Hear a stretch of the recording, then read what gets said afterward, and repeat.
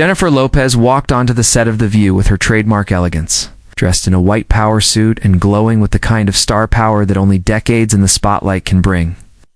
The audience erupted in applause. The lights shone a little brighter, and everything seemed to point toward a celebratory moment. She was there to promote her new film and talk about her latest music release. But more than that, her appearance felt like a full-circle moment, a cultural icon returning to the public conversation, not just as a performer, but as a storyteller, a survivor, and a symbol. The initial few minutes were smooth. Joy Behar teased her about balancing work and family. Sunny Hostin asked about her activism, and the crowd soaked it all up. But then, Whoopi Goldberg leaned forward with that unmistakable look, the one that signals she's about to ask what no one else dares to. "Jennifer," she said, "you've been in this game a long time. Do you ever think you've blurred the line between authenticity and attention?" Asterisk, for a second, everything froze. Jennifer's practiced smile didn't falter immediately, but the gleam in her eyes dulled just enough to be noticeable. "What do you mean by that exactly?" she asked, her voice calm but edged. Whoopi shrugged lightly. "Well, every relationship, every heartbreak, every comeback, it's all part of the brand now, isn't it? Some people say it's empowering. Others say it's overexposure." Jennifer crossed her legs and nodded slowly, clearly choosing her words. "I've lived a very public life. That's not always by choice. But if people find strength in my journey, then I'm okay with that." Whoopi replied, "But is it really strength if it's scripted? If every tear is followed by a camera, crew?" The tension crackled like dry leaves underfoot. The air was heavy. You could sense that this wasn't going to be resolved with a light joke or a segment transition. Jennifer sat straighter. "I don't apologize for letting people in," she said. "I'd rather be real than silent." Asterisk, Whoopi didn't blink. "But how real is it when you're the one controlling every frame?" The audience fell silent. Even Joy and Sunny seemed caught off guard by the sharpness of the exchange. Jennifer's voice dropped slightly. "Are you saying I'm fake?" she asked. "I'm saying you're a brand," Whoopi answered. "Sometimes it's hard too. Tell where the woman ends and the image begins." That sentence landed with an audible thud. Jennifer leaned forward, her tone cool but deadly precise. "You don't get to define me, Whoopi. You don't know the nights I cried alone, the deals I turned down, the choices I had to make just to survive." Whoopi didn't flinch. "I respect that. But I also know what it looks like when someone trades pain for product. I've seen it too many times. It was no longer a conversation. It was a standoff, and neither of them was going to blink first." Asterisk, what made it so uncomfortable wasn't just the content, it was the delivery. Neither woman raised her voice. There was no shouting, no finger pointing, just two powerful figures holding their ground with surgical calm. Jennifer's hands were folded neatly on her lap, but her jaw was tight. Whoopi's gaze never wavered. "You built an empire," she continued. "But I wonder, is it made of truth or projection?"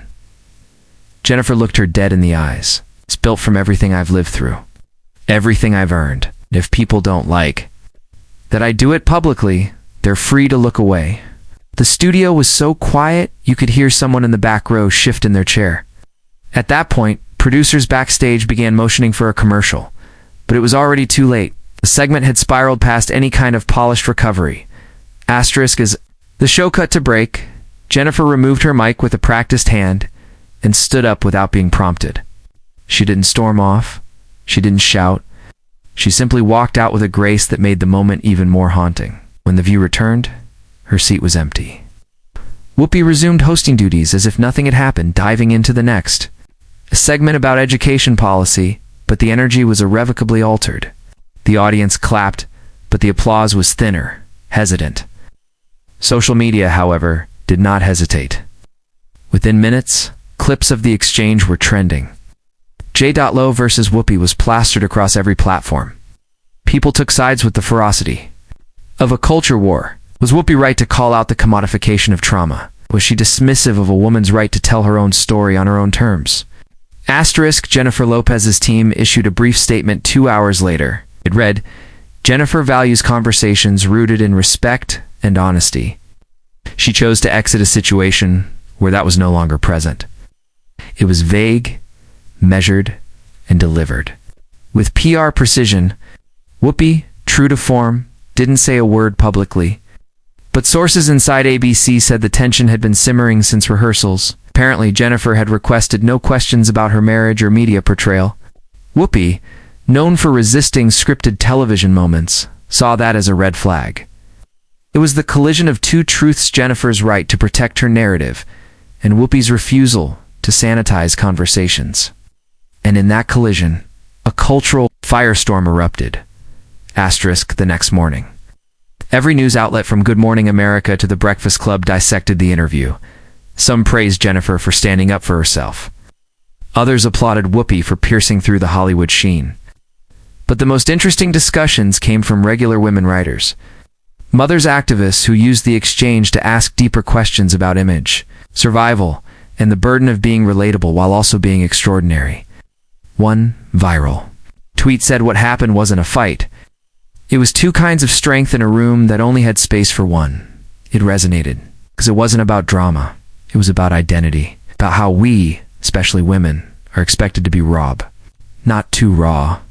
Vulnerable, but only if it fits in a 30-second soundbite. By the end of the week, the dust had barely settled. Whoopi continued hosting The View, unfazed. Jennifer canceled one public appearance but resumed tour rehearsals days later. Woman seemed broken by the experience, but both were changed. Fans noticed Jennifer's next interview was far more guarded, her answers shorter. Whoopi, meanwhile, seemed sharper in her questioning, almost as if the encounter had reaffirmed her role as a cultural challenger rather than a comfort host. The divide between their worlds had become more visible. Jennifer, the master of performance. Whoopi, the guardian of unvarnished truth. And the rest of us watched, knowing that rare, unscripted honesty had cut through the daily noise of celebrity fluff. There's a reason people can't stop talking about that moment. It wasn't scandal for scandal's sake. It was reflection about how women in the public eye walk an impossible tightrope. If you're quiet, you're erased. If you're vocal, you're arrogant. If you're open, you're exploiting yourself. If you're guarded, you're cold. Jennifer Lopez walked onto The View as a global star and left as something more complicated, a mirror. One that showed us what it costs to constantly be on, to be consumed, criticized, and commodified, while smiling. And Whoopi stayed seated, the veteran who knows that silence is sometimes the most powerful mic drop of all. It wasn't pretty. It wasn't easy, but it was real. And real in this world is rare. In the months to come, that interview would be replayed, analyzed and quoted in college courses, podcasts, and think pieces. It became a case study in modern celebrity where empowerment meets PR and where candor meets control. Jennifer Lopez may have been kicked off The View, but she walked away unbent. Not defeated, just done.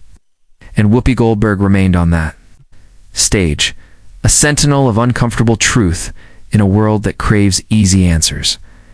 The studio lights dimmed that day on more than just a segment. They dimmed on the illusion that vulnerability and control can always live side by side. What happened between J.Lo and Whoopi wasn't just a clash. It was a reckoning. And the aftershocks, they're still being felt every time a woman dares to tell her story with her chin held high. Someone else decides she said too much.